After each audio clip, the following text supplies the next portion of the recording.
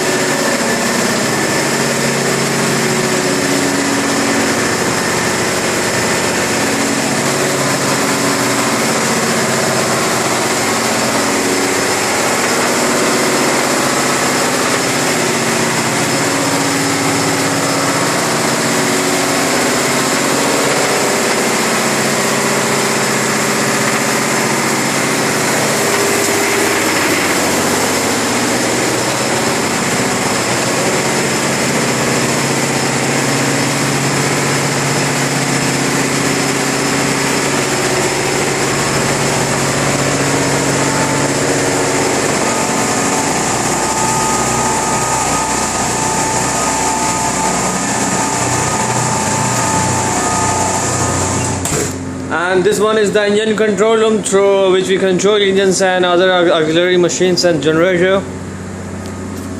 And this is Vishay with you.